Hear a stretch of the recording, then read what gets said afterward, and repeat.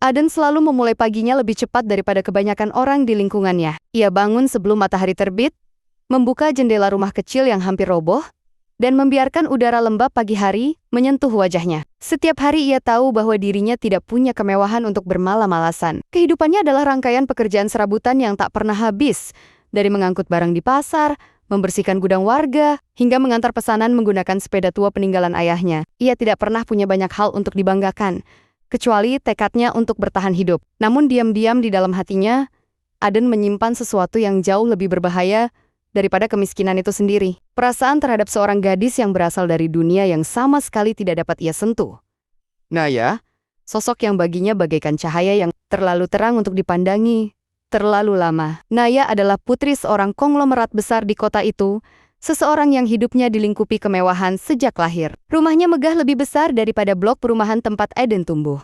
Mobil mewah keluar masuk halamannya hampir setiap hari. Semua orang tahu siapa keluarga itu pemilik puluhan perusahaan, pusat perhatian dalam banyak acara sosial, dan simbol status yang tak tersentuh. Aden pertama kali melihat Naya beberapa bulan lalu. Saat itu ia sedang mengantar barang ke salah satu event keluarga besar tersebut. Di tengah hiruk-pikuk dekorasi mewah, ia melihat gadis berkebaya lembut sedang memandangi bunga-bunga yang dipasang di taman. Tidak ada alasan logis, tetapi detik itu juga Aden tahu bahwa hidupnya baru saja menemukan pusat gravitasinya.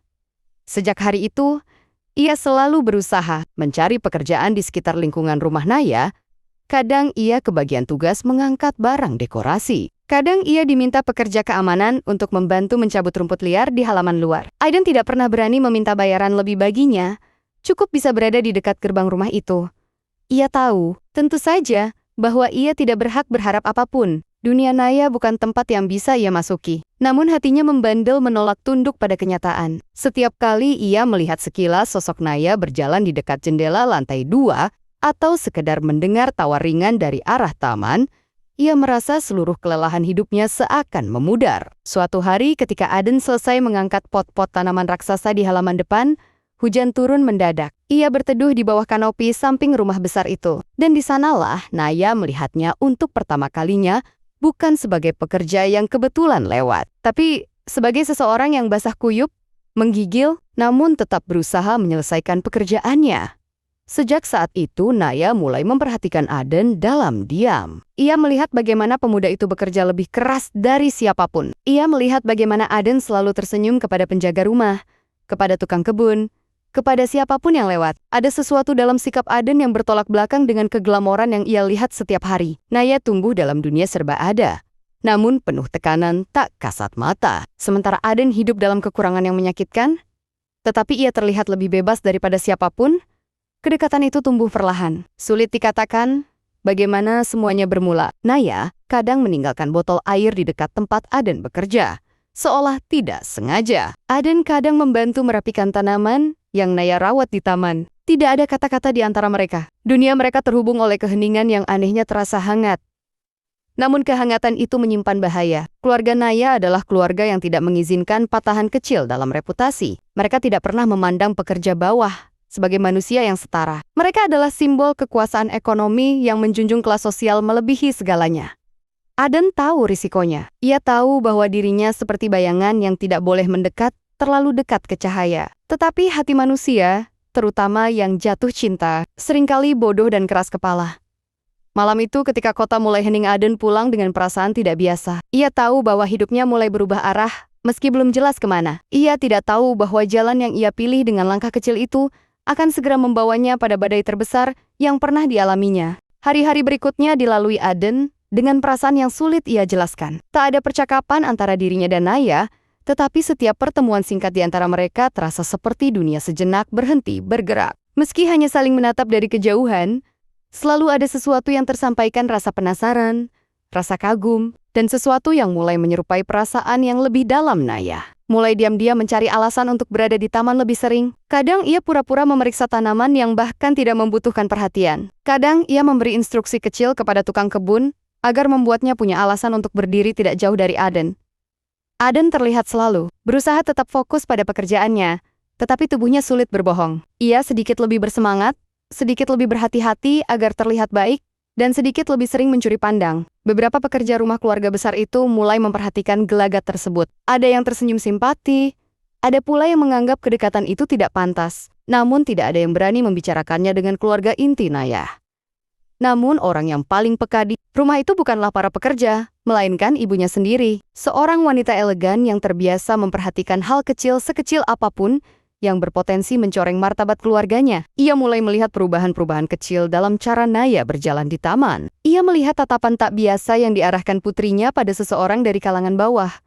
Ia tidak langsung bereaksi. Ia hanya mengamati, menunggu kepastian sebelum bertindak. Tapi tatapan waspada itu sudah menjadi ancaman pertama bagi ketenangan Aden. Sementara itu, Aden tidak tahu bahwa dirinya berada di bawah pengawasan. Baginya hidup tetap berjalan seperti biasa, sibuk, melelahkan, namun terasa berbeda karena kini ada alasan baru yang membuat hari-harinya tidak lagi sekadar tentang bertahan hidup.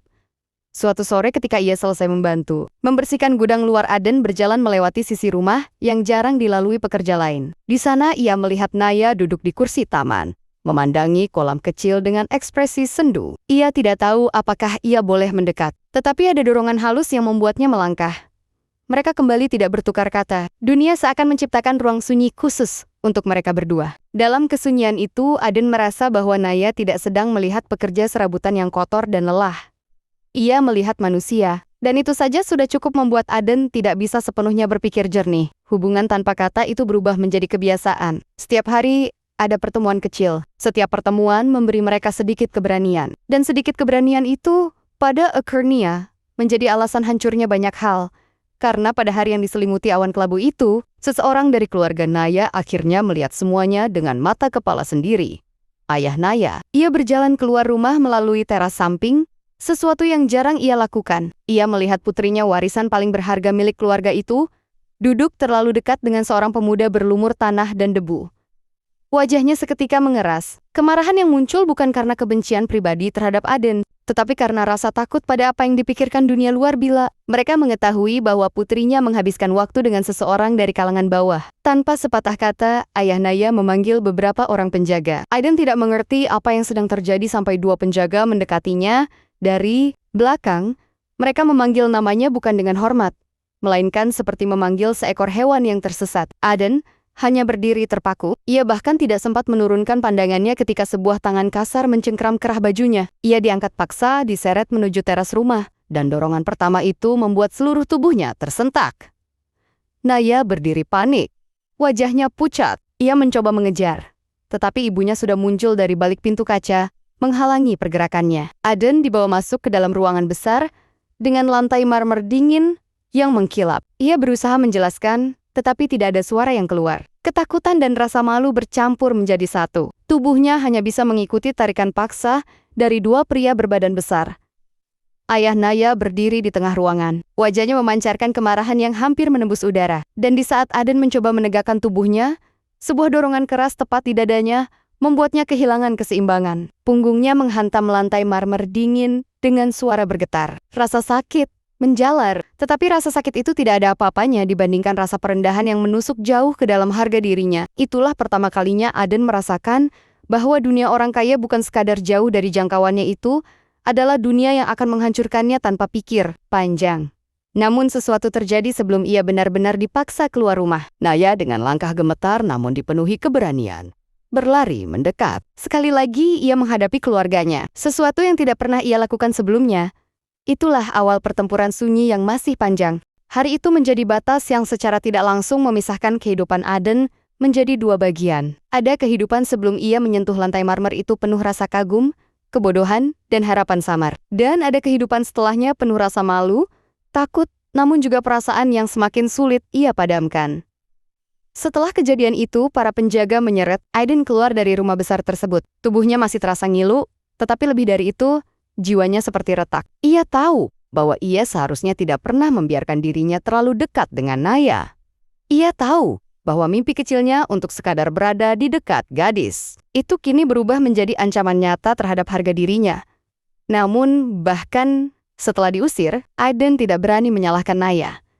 Ia tahu gadis itu tidak pernah memiliki niat buruk. Ia hanya ditarik dalam pusaran yang tidak ia kuasai. Di dalam rumah, situasi menjadi lebih tegang. Keluarga Naya berkumpul di ruang tamu besar. Ibunya berjalan mondar-mandir dengan langkah penuh ketegangan. Ayahnya duduk tegap dengan rahang terkunci. Paman-paman dan saudara lain yang kebetulan berada di rumah itu mulai berbisik, mempertanyakan bagaimana mungkin seorang putri konglomerat membiarkan dirinya terlihat begitu dekat dengan seorang pemuda miskin. Naya berdiri di tengah ruangan. Tubuhnya gemetar, tetapi matanya tidak menunduk. Ia tidak mencoba membela diri dengan kata-kata. Ia hanya berdiri memegang lengan bajunya yang bergetar, sambil menahan air mata yang ingin keluar. Semua orang di rumah itu menilai keberaniannya sebagai kebodohan. Mereka memandangnya seolah ia sudah membuat kesalahan terbesar dalam hidupnya. Untuk keluarga itu mencintai seseorang dari kelas bawah bukan sekadar pilihan. Buruk itu adalah penghinaan. Namun tidak ada yang bisa menghentikan gejolak dalam diri Naya. Ia tumbuh dalam dunia yang serba diatur. Semua jalan hidupnya direncanakan jauh sebelum ia tumbuh dewasa. Dari sekolah, pergaulan, hingga pilihan jodoh. Ia tidak pernah benar-benar memilih apapun untuk dirinya sendiri. Dan itulah yang membuat ketertarikannya pada Aden semakin dalam. Aden bukan hanya sosok yang ia kagumi karena kerja kerasnya. Aden adalah simbol kebebasan yang tidak pernah ia miliki. Malam itu ketika semua orang di rumah sudah membicarakan betapa memalukannya kejadian tersebut, Naya duduk sendirian di balkon. Angin malam menerpa wajahnya, mengeringkan air mata yang jatuh tanpa suara. Di sisi lain, kota Aden terbaring di kasurnya yang tipis. Langit-langit rumahnya terlihat buram karena pikirannya kacau. Ia merasa bersalah karena telah membawa Naya ke dalam masalah besar. Ia merasa dirinya bodoh karena membiarkan perasaan tumbuh dalam hati tanpa memikirkan perbedaan dunia mereka. Namun perasaan itu tetap ada keras kepala, tak mau hilang. Hari-hari berikutnya tidak menjadi lebih mudah. Aden menghindari bekerja di sekitar rumah Naya. Ia menolak beberapa tawaran pekerjaan yang membuatnya harus mendekati kawasan itu. Ia memilih pekerjaan lain yang lebih berat sekalipun, hanya untuk bertahan hidup tanpa harus melihat tempat yang membuat hatinya hancur. Namun yang tidak ia ketahui adalah bahwa Naya diam-diam mencari cara untuk menemui dirinya. Gadis itu mulai meninggalkan rumah dengan alasan mengikuti kegiatan sosial. Ia menyelinap melewati jadwal yang diatur ketat oleh ibunya. Ia mengenakan pakaian sederhana, mengikat rambutnya, dan berjalan kaki untuk mencari tempat-tempat di mana ia pikir Aden mungkin berada. Ia tidak menemukannya dalam beberapa hari pertama. Kota terlalu luas, dan Aden terus berpindah-pindah pekerjaan. Namun kegigihan Naya tidak surut. Sementara itu, keluarga besarnya semakin memperketat pengawasan. Mereka melarangnya keluar rumah. Mereka memasang pembatas baru dalam keseharian Naya. Mereka bahkan memeriksa jadwalnya setiap jam. Namun tindakan itu tidak membuatnya tunduk. Justru semakin mereka mengekang, semakin besar tekad Naya untuk melawan. Tekad seorang gadis kaya yang tidak pernah diperbolehkan memilih hidupnya sendiri. Naya telah memilih sesuatu yang bertentangan dengan seluruh dunia yang membesarkannya. Dan Aden, meski mencoba menjauh, tidak pernah benar-benar mampu melupakan tatapan lembut yang dulu ia lihat di taman. Itu, kisah mereka baru saja dimulai. Dan badai paling gelap masih menunggu di depan. Beberapa hari setelah kejadian di rumah megah itu, kehidupan Aden berubah sepenuhnya. Ia bukan lagi pemuda yang bekerja ringan di halaman rumah Naya. Ia kini mengambil pekerjaan apapun yang tidak mengharuskannya berada dekat dengan kawasan elit. Ia bangun lebih pagi, bekerja lebih berat, dan pulang lebih larut. Semua dilakukan dengan satu tujuan, melupakan sesuatu yang sebenarnya tidak mungkin ia hapus dari pikirannya. Namun meski ia menghindari dunia Naya, dunia itu rupanya tidak benar-benar melepaskannya. Beberapa orang yang pernah melihatnya di rumah keluarga besar tersebut mulai berbisik mengenai insiden itu. Ada yang menganggap Aden beruntung masih bisa pulang hidup-hidup. Ada pula yang memandangnya dengan kasihan, memahami bahwa ia hanyalah korban dari kesenjangan sosial yang kejam. Aden mencoba menutup telinganya dari semua bisikan itu. Ia memaksakan diri untuk tetap kuat, tetapi luka harga dirinya belum sembuh. Setiap kali ia membayangkan kembali bagaimana ia diangkat paksa, didorong, dan dibuang seperti sampah, dadanya terasa sesak. Ia tidak menyalahkan siapapun. Namun luka itu begitu dalam, hingga sulit untuk disembuhkan begitu saja. Di sisi lain kota, Naya menghadapi pertempuran yang jauh lebih besar. Setelah insiden di ruang marmer itu, keluarganya memperketat pergerakannya secara drastis. Jadwalnya diatur ulang. Aktivitas sosialnya dilimitasi. Para penjaga ditugaskan mengawasi setiap langkahnya, seolah ia adalah ancaman bagi reputasi keluarga besar tersebut. Namun, tidak ada yang memahami gejolak batinnya. Naya merasa dunia glamor yang selama ini ia kenal berubah menjadi penjara yang makin sempit. Ia mulai menyadari betapa rapuhnya kebebasan yang ia sangka ia miliki. Semua orang di sekitarnya memilihkan jalan hidup untuknya.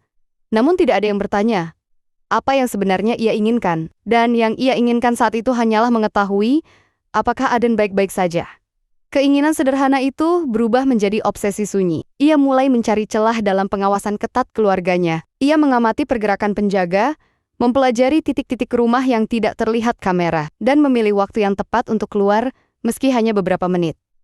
Suatu sore dengan langkah pelan dan penuh perhitungan, Naya berhasil keluar melalui pintu servis yang jarang digunakan. Pakaian sederhana dan topi yang menutupi wajahnya membuatnya tidak mudah dikenali. Tubuhnya bergetar, bukan karena takut tertangkap, tetapi karena harapan kecil bahwa ia akan menemukan Aden di luar sana.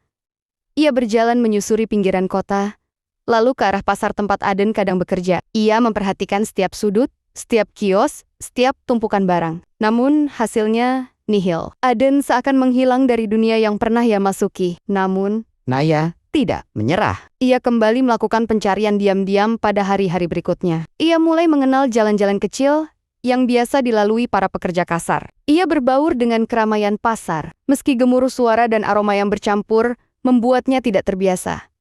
Semua itu ia lakukan tanpa satupun kata terucap, karena seluruh perasaannya tersimpan di dalam dada, perasaan yang tidak lagi hanya kekaguman, tetapi juga rasa bersalah, rindu, dan tekad. Di sisi lain, Aden tidak tahu bahwa seseorang sedang mencarinya dengan ketabahan sekuat itu. Ia hanya tahu bahwa hidupnya harus terus berjalan. Namun semakin keras ia mencoba mengubur perasaannya, semakin kuat bayangan Naya menghantuinya. Hari itu Aden bekerja di sebuah gudang tua di tepi kota. Pekerjaan memindahkan karung-karung besar membuat tubuhnya terasa seperti kehilangan seluruh tenaganya. Namun ia lebih memilih pekerjaan seperti ini. Pekerjaan berat membuat pikirannya sibuk dan mengurangi waktu untuk memikirkan hal-hal yang ingin ia lupakan. Ketika matahari mulai terbenam, Aden memutuskan berjalan pulang melewati gang sempit menuju jalan utama. Ia tidak menyadari bahwa pada saat yang sama, di sisi lain gang, Naya kembali melakukan pencarian yang tak pernah ia hentikan selama beberapa hari terakhir. Langkah mereka akhirnya bersinggungan pada sebuah persimpangan kecil yang diapit dinding-dinding kusam.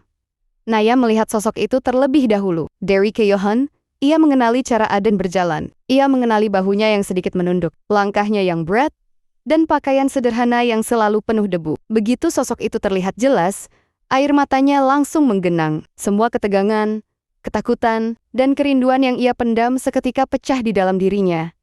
Namun, pertemuan itu terjadi tanpa sepatah kata. Aden terkejut saat melihat Naya berdiri di gang sempit tersebut. Wajahnya memucat, bukan karena takut pada gadis itu, tetapi karena ia tahu konsekuensi besar yang mungkin menimpa Naya jika ketahuan keluar rumah lagi. Keduanya hanya saling memandang. Tidak ada komunikasi verbal, tetapi ada banyak hal yang disampaikan melalui tatapan itu. Naya menyampaikan kekhawatiran dan kerinduan. Aden menyampaikan permintaan maaf dan rasa takut melukai hidup Naya lebih jauh.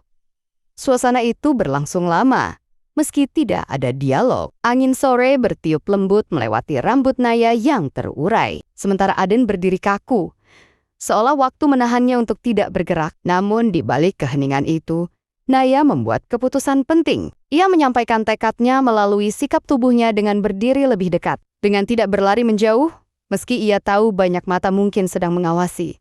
Pada akhirnya, Aden yang melangkah mundur terlebih dahulu, bukan karena ia ingin pergi, tetapi karena ia merasa tidak pantas menjadi alasan Naya menantang seluruh keluarganya. Ia berbalik perlahan, tubuhnya terasa berat seolah kaki enggan meninggalkan tempat itu. Namun langkahnya terhenti ketika ia menyadari bahwa tekad Naya tidak akan padam meski ia menjauh. Gadis itu kini memiliki keberanian yang bahkan tidak ia miliki sebelumnya. Dan keberanian itu menyelipkan perasaan lega sekaligus ketakutan dalam hati Aden. Namun langkahnya terhenti ketika ia menyadari bahwa tekad Naya tidak akan padam meski ia menjauh. Gadis itu kini memiliki keberanian yang bahkan tidak ia miliki sebelumnya. Dan keberanian itu menyelipkan perasaan lega sekaligus ketakutan dalam hati Aden. Pertemuan tanpa percakapan itu menjadi titik balik bagi Naya.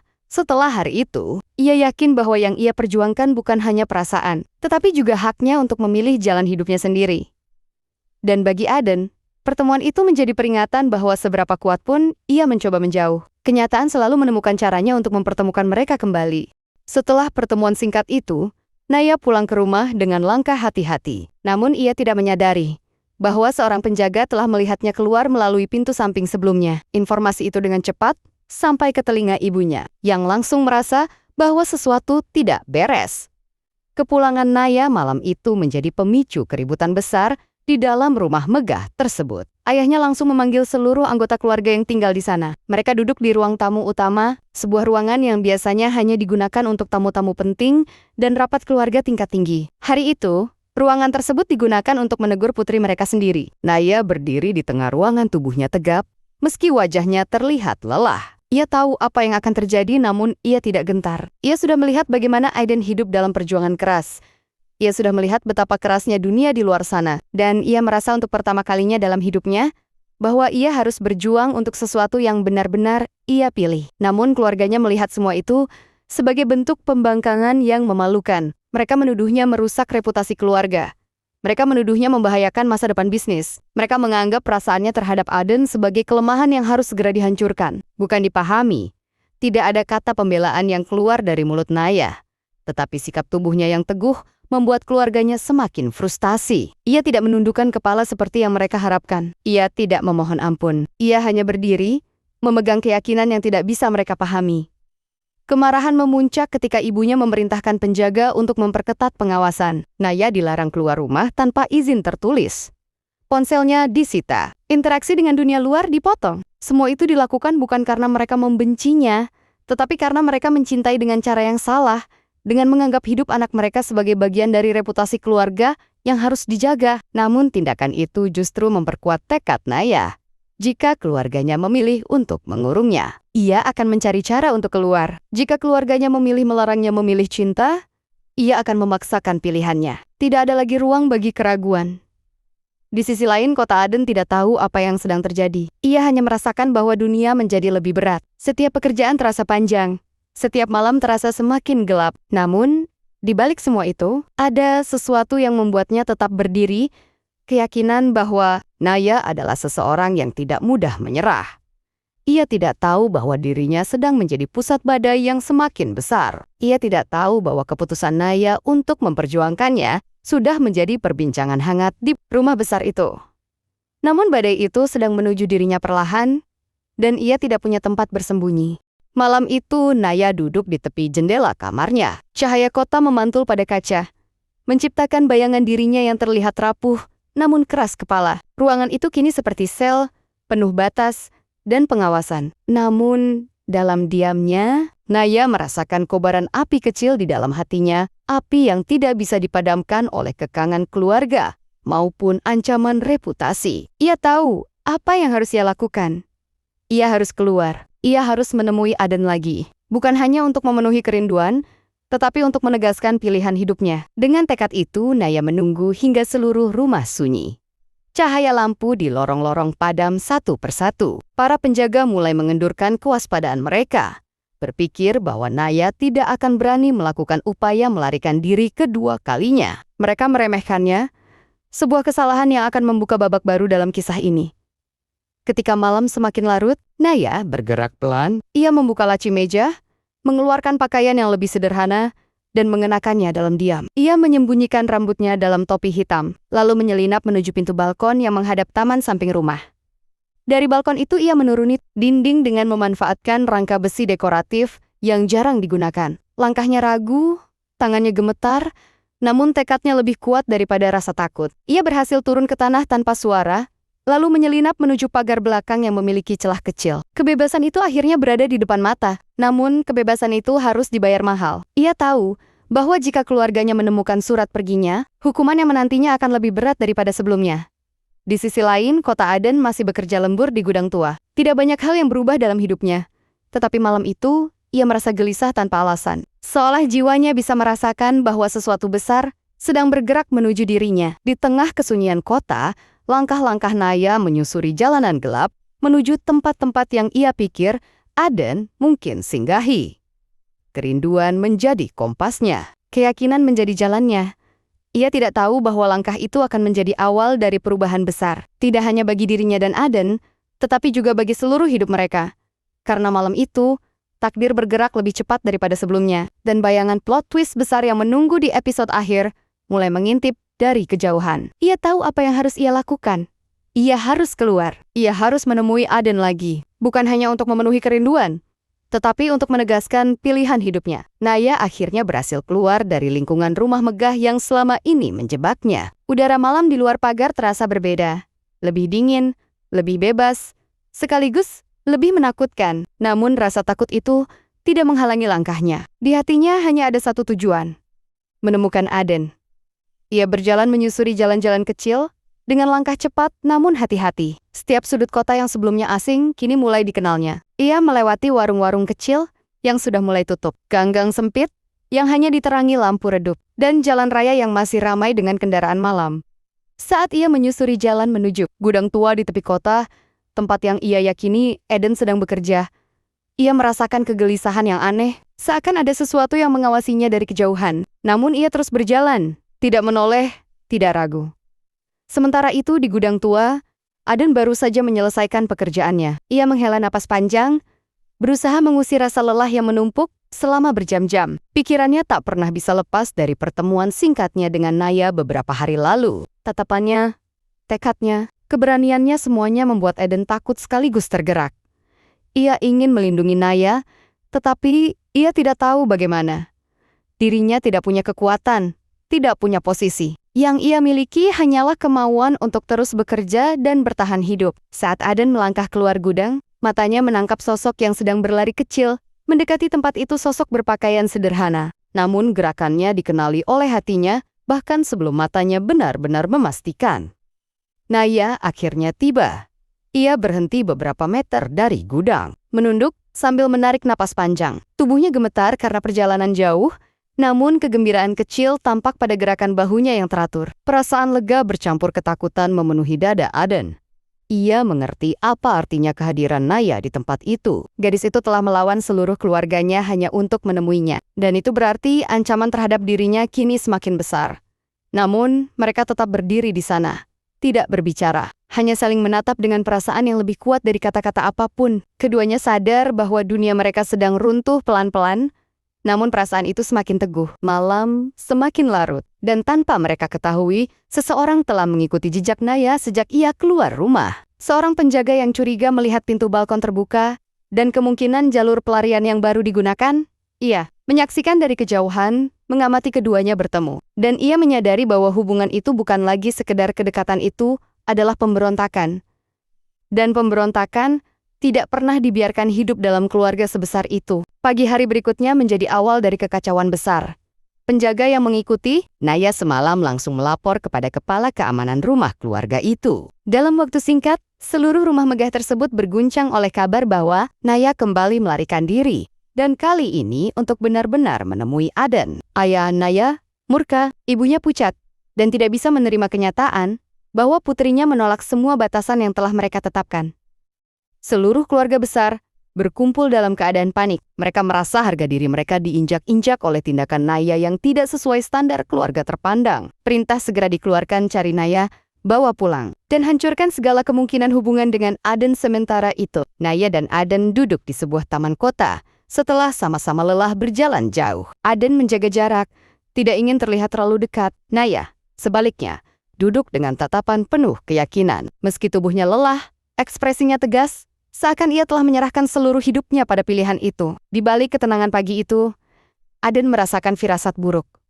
Dunia mereka terlalu berbeda untuk bisa menyatu dengan mudah. Dan kini setelah keluarga Naya mengetahui keberadaan mereka, masalah itu akan membesar lebih cepat. Firasat itu benar. Tidak lama setelah mereka beristirahat, sebuah mobil hitam berhenti di kejauhan. Beberapa orang berbadan besar turun dengan langkah agresif. Aden segera berdiri. Tetapi ia tidak punya cukup waktu untuk bersiap. Orang-orang itu bergerak cepat menuju mereka.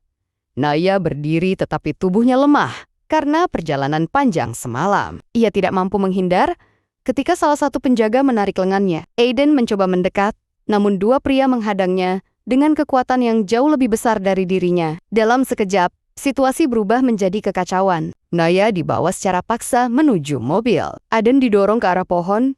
Tubuhnya kembali merasakan rasa sakit yang pernah menghantamnya di lantai marmer rumah. Naya, taman yang sunyi, berubah menjadi tempat perebutan antara dua dunia yang tidak seimbang kekuatannya. Ketika mobil itu akhirnya melesat pergi, Aden hanya bisa berdiri terhuyung. Ia merasakan campuran marah, takut, dan hampa. Naya kembali dibawa ke dunia yang selama ini mengekangnya. Dunia yang bahkan lebih kejam dari sebelumnya. Dan ia sendiri, miskin, lemah, dan tidak tahu bagaimana cara menolong gadis itu. Namun ia tahu satu hal, ia tidak bisa lagi mundur. Ia tidak bisa lagi menyerah pada perbedaan sosial. Naya telah memilih dirinya. Dan ia harus menemukan cara untuk memperjuangkan pilihannya sendiri. Tapi, apa yang menunggunya nanti jauh lebih rumit daripada sekadar perbedaan kelas sosial. Karena keluarga Naya, setelah mendapati keberanian putri mereka, mulai merencanakan sesuatu yang lebih licik. Sesuatu yang akan mempengaruhi hidup Aden secara permanen. Sesuatu yang menjadi dasar plot twist besar. Di akhir cerita, rumah megah itu kembali menjadi penjara bagi Naya. Begitu Naya dibawa masuk, ibunya segera memerintahkan penjaga untuk mengurungnya di salah satu kamar khusus di lantai 3. Kamar itu luas, tetapi tidak memiliki akses keluar. Jendela diberi pengamanan tambahan, kamera dipasang di sudut ruangan. Naya tidak lagi diperlakukan sebagai putri, melainkan sebagai ancaman. Ayahnya tidak berbicara, tetapi ekspresinya menunjukkan sesuatu yang berbeda dari kemarahan biasa. Ada ketakutan yang aneh di wajahnya. Bukan ketakutan kehilangan reputasi, tetapi ketakutan terhadap sesuatu dari masa lalu yang kembali menghantui. Di saat yang sama, Aden mulai mencari cara untuk menolong Naya. Ia kembali ke tempat-tempat yang pernah ia hindari, mencoba bertanya kepada pekerja-pekerja lama, dan bahkan mendekati penjaga rumah itu dengan keberanian yang ia tidak tahu ia miliki. Namun ia selalu ditolak, diusir, dan diancam. Namun ia tetap bertahan. Selama itu keluarga besar, Naya berkumpul dan mendiskusikan satu hal yang tidak pernah mereka ungkap kepada publik, kebenaran mengenai siapa Aden sebenarnya. Plot twist itu dimulai ketika salah satu paman Naya membawa sebuah berkas lama dari ruang arsip keluarga. Berkas itu berisi dokumen dan foto-foto yang telah puluhan tahun tidak dibuka. Semua orang di ruangan itu terlihat tegang, kecuali ayah Naya yang terlihat jauh lebih pucat dibanding sebelumnya. Di dalam berkas itu tertulis sesuatu yang mengejutkan. Aden bukan orang asing bagi keluarga itu.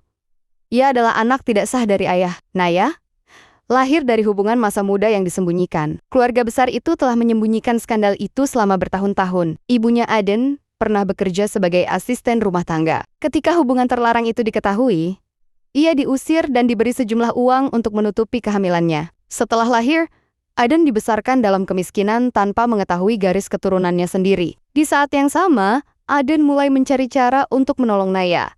Ia kembali ke tempat-tempat yang pernah ia hindari, mencoba bertanya kepada pekerja-pekerja lama, dan bahkan mendekati penjaga rumah itu dengan keberanian yang ia tidak tahu ia miliki. Namun ia selalu ditolak, diusir, dan diancam. Ia tidak sadar bahwa darah yang mengalir dalam dirinya adalah darah yang sama dengan orang-orang yang menghancurkan hidupnya. Dan ia tidak tahu bahwa perjuangannya bukan hanya tentang cinta, tetapi tentang mencari kebenaran tentang siapa dirinya sebenarnya.